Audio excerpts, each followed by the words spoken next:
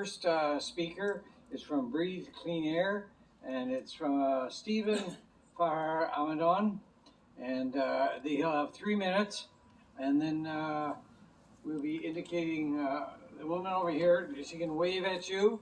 She's going to indicate 15 seconds before, because we really got to keep this on time if we're going to get through all these great speakers. So, Stephen.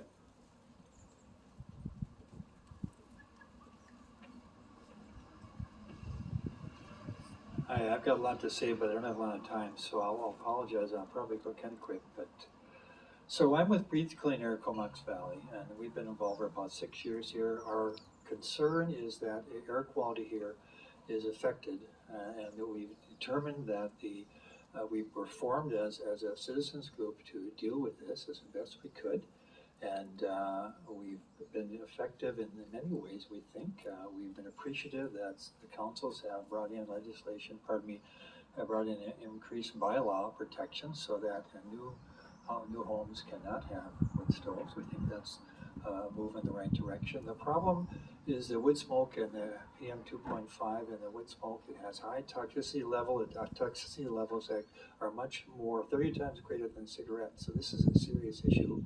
And we see the solutions as being to get off wood stoves, and it's a process. A lot of people are not able to get off wood stoves right now for a variety of reasons. We know it's an incremental thing.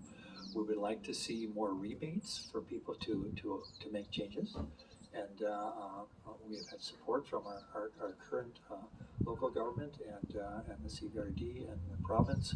They need more impetus though, and they need more influencers to say, hey, we need to get more effective rebate programs as well.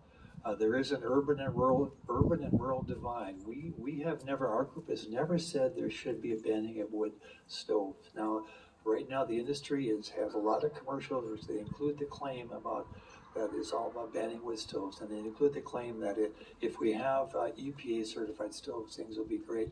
Well, those are not true statements because the EPA certified stoves have never actually been properly assessed, and they make that claim. They also claim they haven't been at the table with the Watershed Committee, which is now bringing forth information for the CVRD to make decisions, and they have been at the table. So, be aware of that. So, again, we're not looking for a ban on wood stoves. We're looking at proper protection. We think that the businesses have a right in our society to make money. However, that doesn't mean that they have a right to promulgate information that is not based on accuracy, and that we think our local governments, and we've been very pleased in Comox, we've had a strong council with our mayor leadership who sees a lot of the issues that need to be protected, and we're very fortunate. And we hope that you keep those things in mind when you go to vote and when you make your deliberations over how we should move on these issues, and when you tell the CVRD how they should respond to the strategy that's going to come forth in a little while,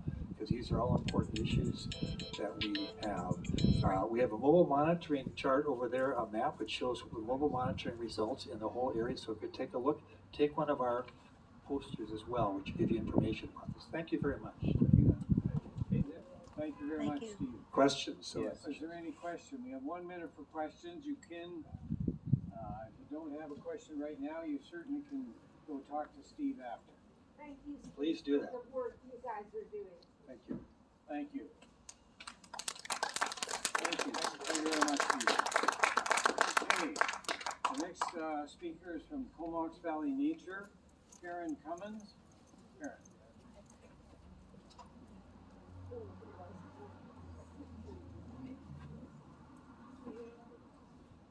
Thank you, Jay. Hi, everyone. Yes, I'm from Comox Valley Nature.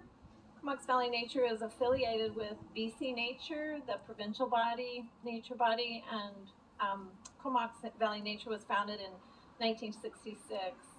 Our motto is to know nature and to keep it worth knowing. CVN educates members and the public on life sciences and vital issues around life sciences with monthly lectures, workshops, and guided walks. Some of that's gone a bit away during COVID, but will be coming back.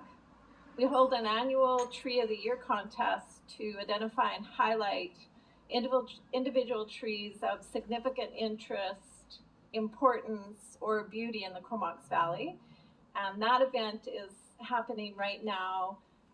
The tour and vote phase of that event is happening right now. And we encourage the participation of this event for the whole community, the whole public community. We have 36 beautiful trees nominated. We really encourage people to tour the trees, and we encourage people to do so on bicycles. So check out our maps. You can also use the maps with a car. Just down this street alone in Comox, we have 3 nominated trees. And within Comox, we have, just in the Comox area, about half the trees. So there is a very good loop to do just in Comox. But the trees themselves that have been nominated run pretty much the length of the valley. Interest groups within CVN that are open to members include birding, botany, the Gary Oak Restoration, and the wetland restoration groups. And we also support a separate organization called Nature Kids Comox Valley. We grant an annual bursary to a Comox Valley student for post-secondary education, that someone who's going into an environmental discipline.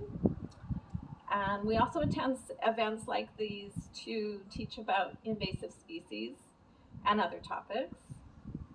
And our volunteers also assist in local parks such as the Air Park and Little River Nature Park and other restoration projects.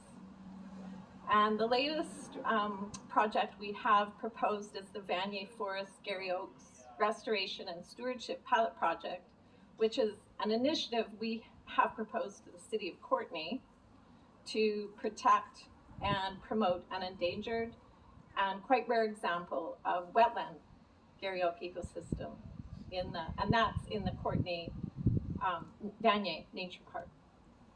Thank you. Thank you. Any questions? Well, you certainly can see them at their booth on the other side of the church. And so thank you very much, Karen. Okay, the next speaker is from Fresh Earth Products. Yeah, there's a bunch of Joyce Mcmanaman, and her booth's back there, but here she's coming forward. Okay, hello Joyce. Thanks, Jay. Yeah, hi, I'm Joyce Mcmanaman with Fresh Earth Products. We make the Speedy bin composter. So we're all about backyard composting. And so start with why. Why do we want to make compost? Well, there's many strong reasons. A huge one is it keeps all that organic stuff out of the landfill where it makes methane, which is a very powerful greenhouse gas. It sequesters carbon, which we've probably talked quite a bit about today. So all that organic stuff is held right in the soil, in the bodies of the microbes that are in the soil. There's more life under the soil than there is above. There's more life under our feet. So it holds the carbon in there. But for me, the most important reason is it feeds the plants. Like all that organic stuff feeds the microbes that are in the soil that feed the plants that feed us. And so if you use compost, now you don't need fertilizer, you certainly don't need pesticides and herbicides because all that organic stuff is what is feeding the plants. You don't have to water as much because that organic material holds water. If your soil has too much clay, it'll help to break up the clay. So yeah, and of course the health benefits. The plants that you grow yourself are super rich and dense in nutrients, so it's way better for you. And also soil has natural antidepressants in it. So if you're having a bad day, go stick your hands in the soil for a little while and you'll feel better. But you might say, oh, I don't want to make compost, I'll get rats and it stinks. So that's why we came up with a Speedy bin. It is an all metal composter designed to keep out rats, a metal screen on the bottom, no gaps more than 1/4 inch, so even mice can't get in. So we're taking that excuse away, and yeah, and easy to use. So yeah, and it's connected right to the earth, so all the microbes and water and worms can transfer from the earth right into your compost. And so I like to think about if everybody who could or was able to made compost, think what a different world would be living in right now. And more so than that, if everyone who could grew a little bit of their own food, would be in a totally different world now. I think we would be more secure, more content, and maybe have a better mental outlook. So for Earth Day, let's make Earth. Thank you. Are there any questions while she's up here? Yes. I got one of your bits and I love it. Yeah. But I have a question. Can you put cooked food in it as well as, I just put raw food, but somebody told me in those bins you can also put stuff. Yeah, we do, because the main reason you can't put cooked food into a composter is because it's a rat attractant. But because rats can't get into ours, we put in everything. We put in meat, prawn heads, we put in our whole turkey carcass. But you don't want to do that till you get a good bed of active wormy compost and bury it in there and know that it's going to take probably a couple months rather than weeks for it to break down, because the protein takes longer to break down. But yeah, we put in everything. When we started adding meat, the worm population just exploded. Thank you. Yep. I know the answer to this question because I have one of your products as well.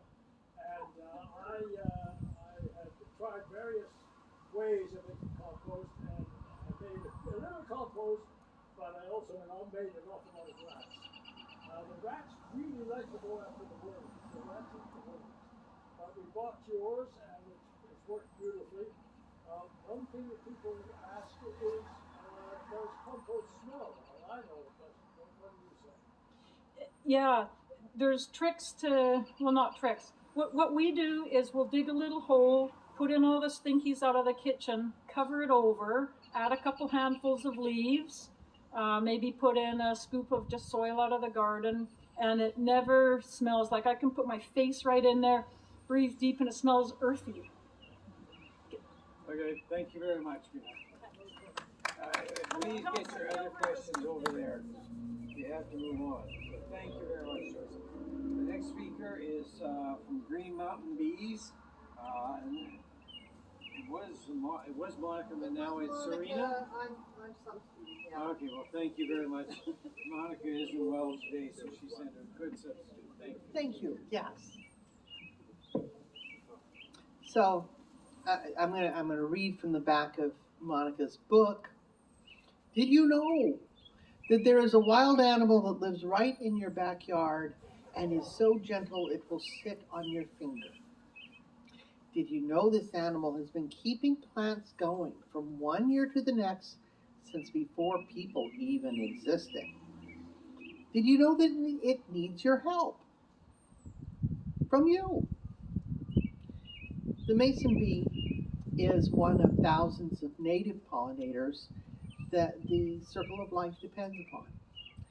And it's gentle and beautiful and easy to love. And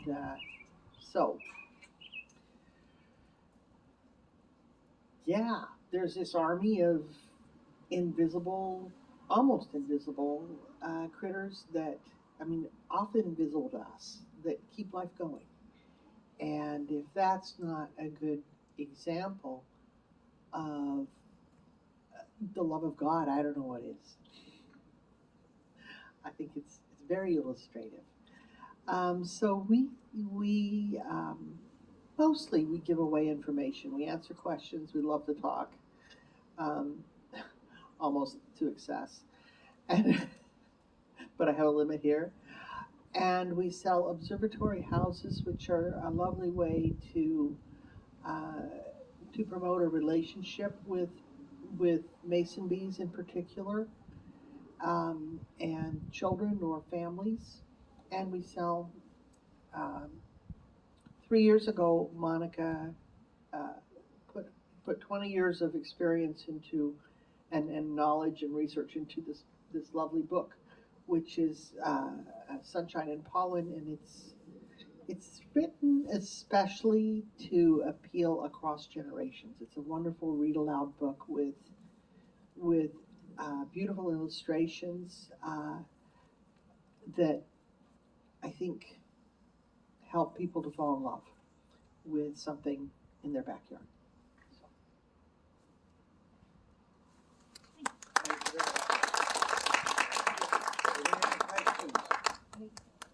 Any questions? Okay, well, Okay, well, she's just at the back there with her bee. She can tell you all about these wonderful bees.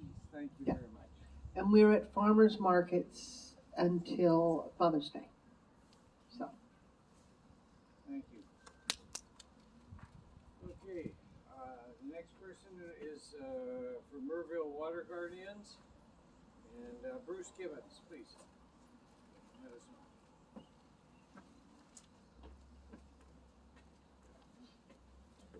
Thank you.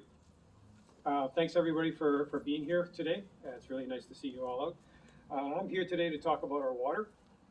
Our water resources are precious and valuable and critical to our survival. And those water resources are under threat. They're under threat from climate change, from development, and from government mismanagement. And when I say government mismanagement, I don't mean our local governments. Our local governments are very supportive. Our BC government is where I take issue. So climate change, we've all experienced that extreme heat dome last summer, and I'm pretty sure that's not going to be a one-time event. And the impacts to our water resources are numerous from that. We all saw the level 4 and level 5 drought that we experienced last year all over BC in many regions. We were in level 4 drought for 8 weeks and an unprecedented level 5 drought for 5 weeks here on the east side of Vancouver Island. That kind of drought has long-term effects on our aquifer and on our watersheds, and particularly here in the Comox Valley, where we have a number of farmers who depend on water to grow the food that we depend on. When there's extended periods of drought, there are impacts to the aquifer. The aquifer can collapse. The aquifer can be dried up permanently and will not be recharged or replenished as it has in the past. Another issue that we see, and we can see it very clearly as we watch the summer progress, is our Comox Glacier. That glacier is receding at an unprecedented rate. If you haven't seen pictures of that glacier receding over the years, come and see me at our table and I can point you to where you can see that. It's very, very shocking to see how it's receding. Development goes without saying that population growth puts additional pressure on our water resources, so development must be managed properly. And I'm not looking at you, Mayor Arnott, but that is something we have to keep in mind. Government, so last but not least, the threat from our government actions and inactions. My biggest focus is trying to get the provincial government to stop approving licenses for the bottling and commercial sale of our groundwater. The BC government continues to accept and approve applications for water bottling of our resources. And while that water provides exorbitant profits to a few select companies or select individuals, it doesn't benefit the people of BC. And we certainly have to be careful with our abundant water resources. We do have a lot of water. We're very lucky that way. But we can't take it for granted, and we can't assume it's always going to be there. Okay. A few companies reap huge profits from the bottling of water and export of that water in spite of rules against that. So what I've been doing and campaigning for the last 4 years is asking the government to stop approving licenses to bottle our groundwater. If any of you have any questions or anything, I'll be happy to take your questions and come and see me at our tables on the other side of the church there. Thank you. Thank you very much. I think we're running a little over time here, so maybe you can answer questions at his booth, which is just on the other side of the church. Yeah. Thank you very much. The next speaker that we have is from Millard Piercy Creek Water Stewards, Helmut Novak. Oh, actually, sorry. I realized that Helmut told me someone else is going to come and speak. My apologies. Come on up. So is it your first name? This is Robin Harrison, please. Hello, everybody. Nice to see good turnout. I'm representing the Large Piercy Watershed Stewards. We are a group that is looking to restore as best we can the watershed of the Millard and its main tributary, Piercy Creek. They are situated in, particularly in the city of Courtenay and the surrounding rural areas. Watershed's been affected over the years by ditching, development, agricultural clearing, etc. It's affected the productivity of the watershed, and so we're trying to do what we can to fix it up. Several of the programs that we have going on a regular basis is to count these Coho salmon smolts that are headed seaward each spring, and we're setting up two counting fences this year, one on Piercy Creek and one on Millard. We actually expected to have them in by now. We put the Piercy Creek one in, and twice this week it's been washed out, so we're going to try again.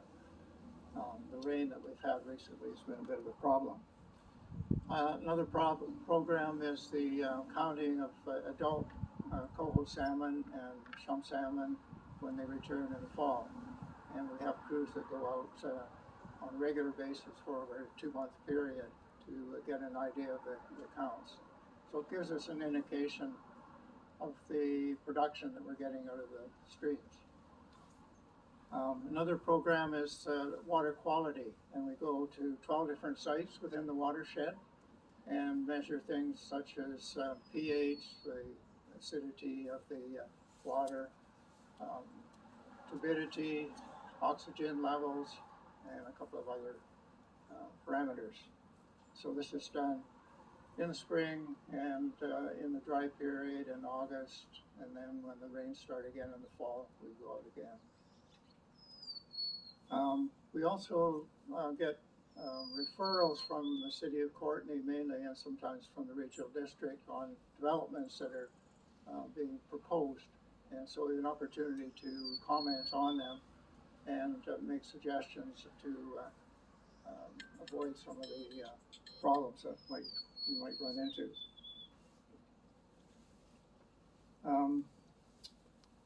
We just briefly, we have just yesterday received an indication from the Pacific Salmon Foundation that we're getting a fairly large grant to do some work on one of the tributaries, Tributary 1.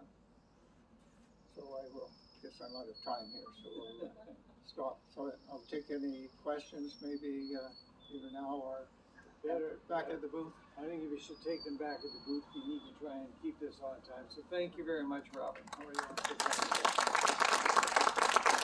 Okay, the next speaker is from Project Watershed, and Kyle Hallbrook will tell us a lot of the issues that they're working on. I'm sure you've driven by many of them right now. Thank you. Hello, I'm with Comox Valley Project Watershed Society, and you probably all know our big project, which is the Couscousin project, which is right beside the 7th Street Bridge as you drive out to Comox. We've done a lot of work there, and I'm going to talk about that in a moment. But first I want to talk about all the other work we do. So we do a lot of other things in Couscousin. We also do forage fish monitoring. We assess beaches for forage fish, which are small fish that spawn right on beaches right here in the Comox Valley. And we look at beaches to see if they are appropriate habitat, and then we can think about how to protect that habitat. So if you want to volunteer and hang out on a beach, please look us up, projectwatershed.ca. It's a great way to get out and help the environment. Other things that we do is we plant a lot of different species of salt marsh, eelgrass, and kelp through our coastal restoration project. And so we need a lot of volunteers helping with that, and that's planting again near the shoreline. We could plant our salt marsh up right on the shoreline, and then salt marsh eelgrass, we go down a little bit into the water, into the intertidal area, and we plant there. And then even out in the deep water where it becomes deeper, we plant kelp. We don't plant it, but we use sorai, and we do a lot of research on what's happening with the kelp. If you have interest in that, please look at our website again, projectwatershed.ca. In addition to this, we work with a lot of other stewardship groups here in the Comox Valley on different projects that are happening around so that we keep in the know. We always need volunteers as well as donors. Please check out our website whenever you can. Members, donors, volunteers. We need them all, especially for our big project, which is Couscousum. As you know, we have already taken off the top of that area, so we've taken the concrete away, we've got rid of the rebar, we've got rid of a lot of the asphalt that's there, and we've actually started planting.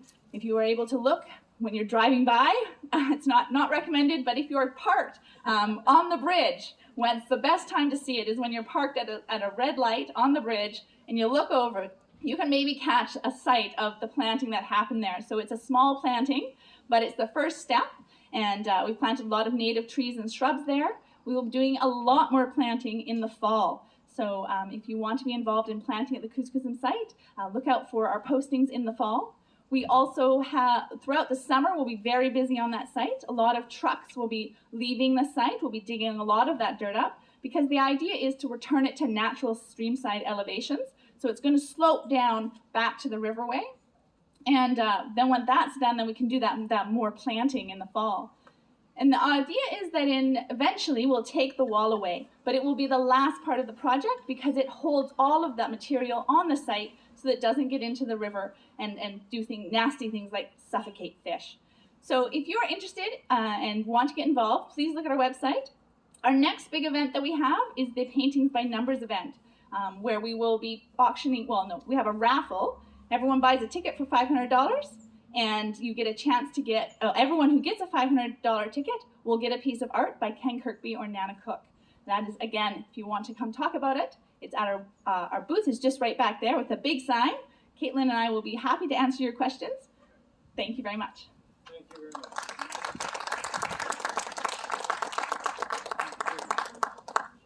Thank you. The next part is from Rails to Trails. Jim.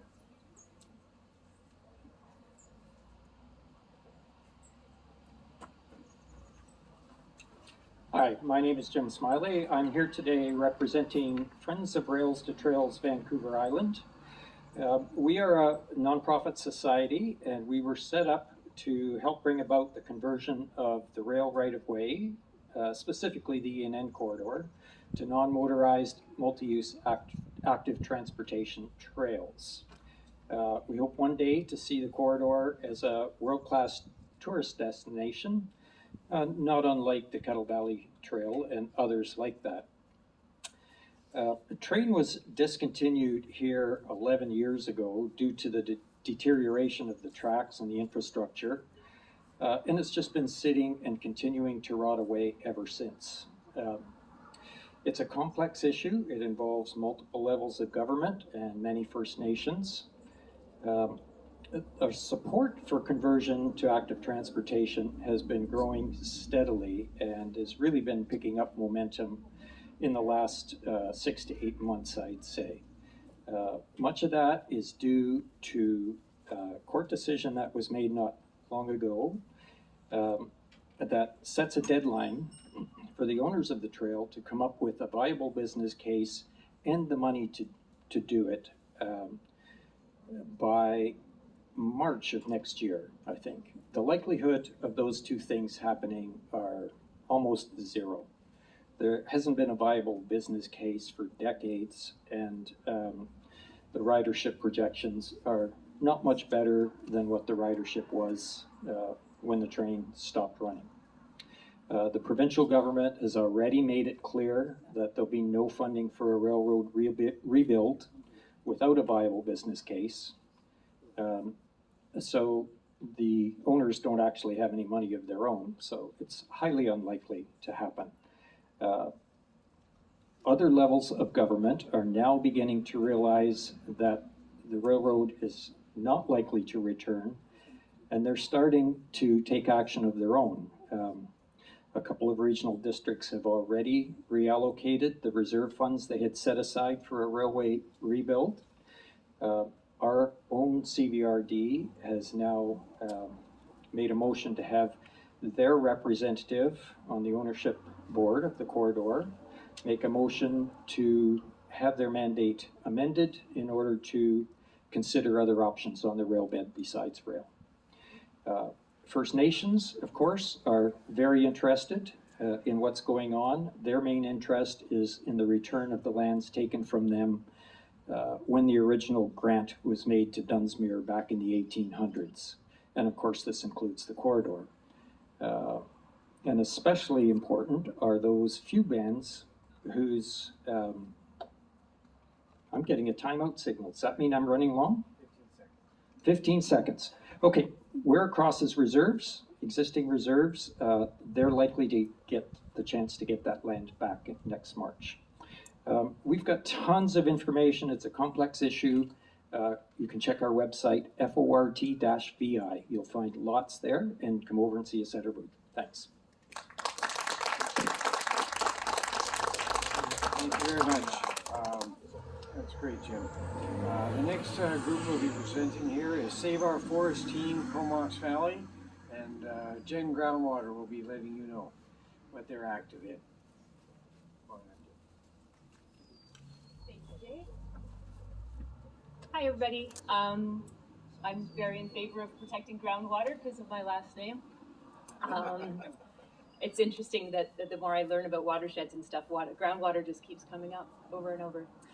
So Save Our Forest Team, SOFT CV, is a group that's involved in protecting the watersheds here in Comox and locally, and also very interested in the old growth issues.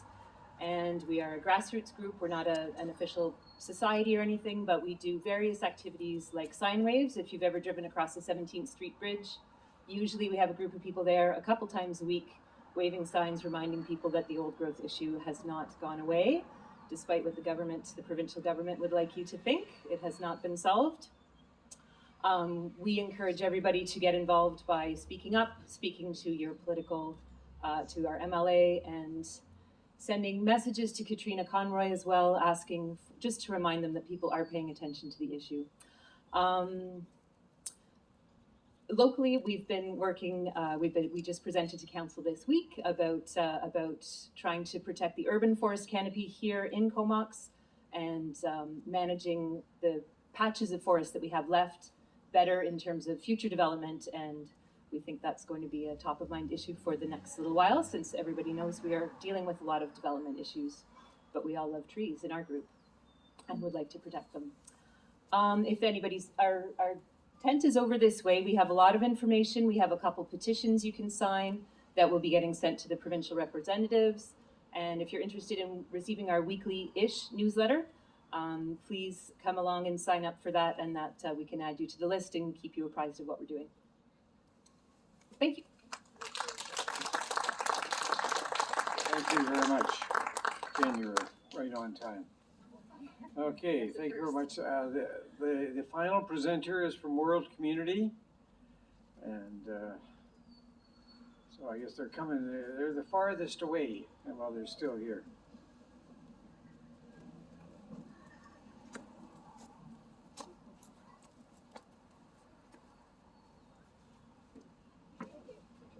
This is Janet Fairbanks here. Thank you.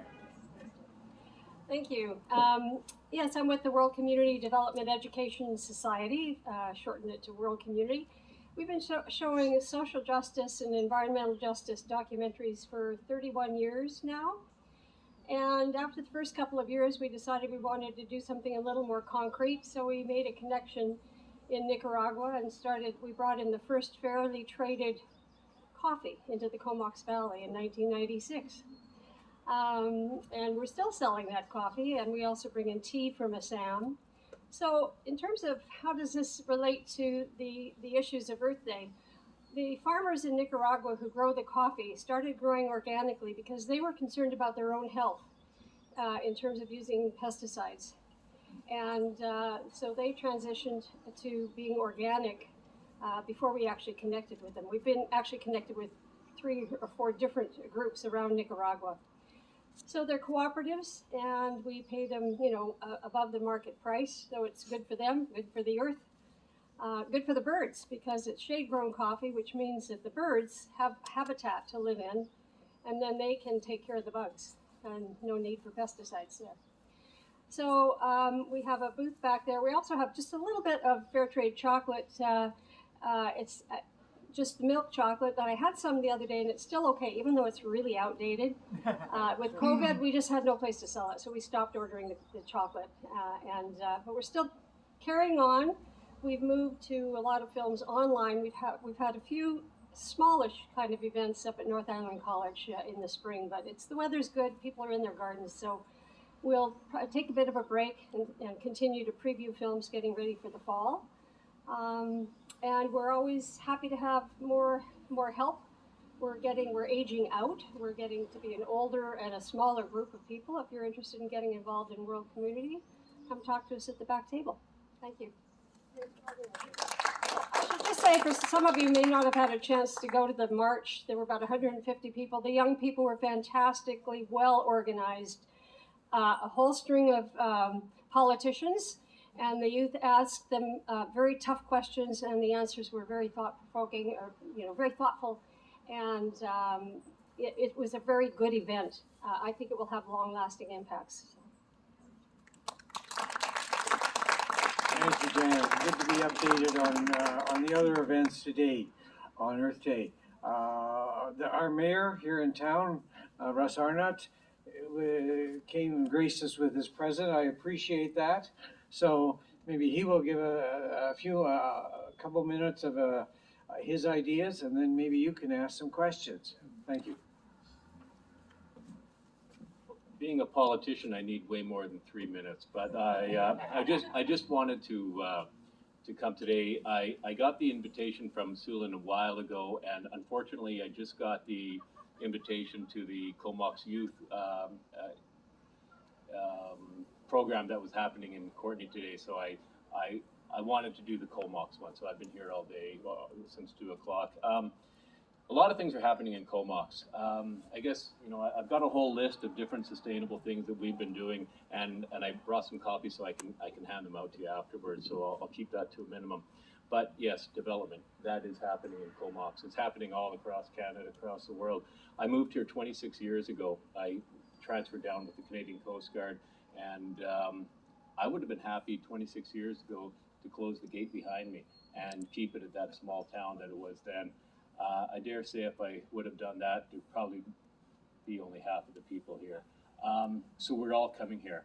Here's a case in point. We need some development, but we don't just need single-family dwellings. Those take up a lot of room. You want to talk about taking up a lot of land.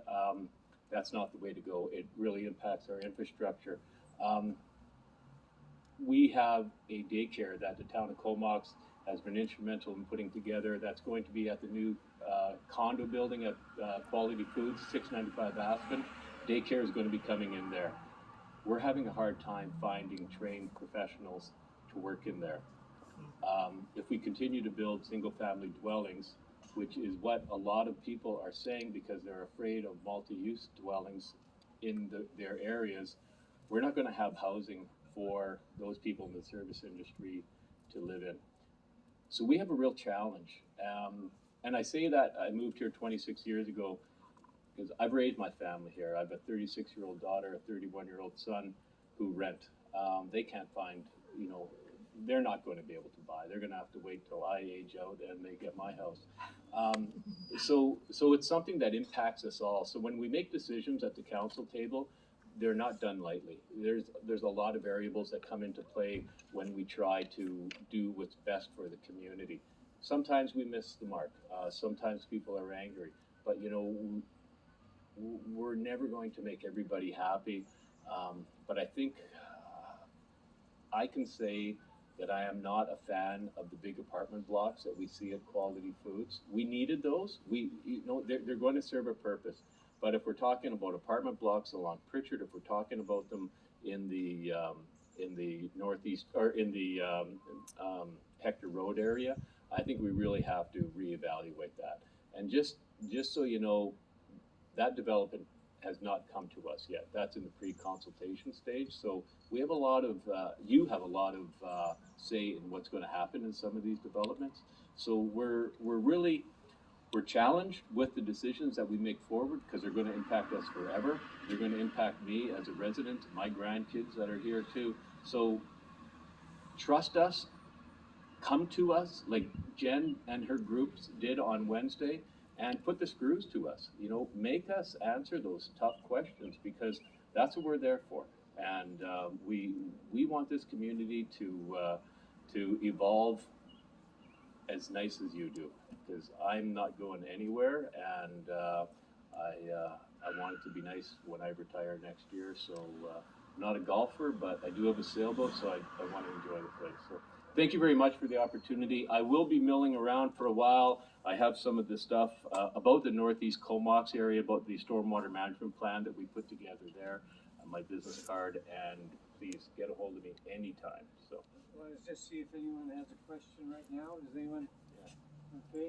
As far as new developments go, do you have any co-housing in the works? Any co-housing? They would. Or co-op housing? Yeah, we don't have that. That is something that we're pushing the federal government to try to push to get the funding for that. So what we have is, developers own the land and they come in, say for example, along Pritchard, it's zoned R1.1, so that's a single family. We're trying to push them to put some density in. That would be townhouses, but we don't have any tracts of land that we own that we can turn over to a cooperative housing. So collectively, we do an affordable housing amenity. We collect $40,000 a year from our taxpayers to put towards the Coalition to End Homelessness. But in turn, when we do, for example, the 695 Aspen, we got three condos out of that, and we rent them out through Macola Housing, and I think it's maximum $800. It might be $750, but it's no more than $800 a month that the folks pay. So there's a way that we're trying to pick away at this big problem. Don't be bashful. I'll be around, and I'm here for you. Thanks. Thank you. Thank you very much. Hello. Thank you very much for coming. This is all the speakers we have at this stage in our program. We do have another part to the program, the creation celebration, and that will be starting in about 15 minutes, right here. So you can go visit more of these booths. All the people would like to talk to you, but we'll be back here at 4:30. So thank you very much.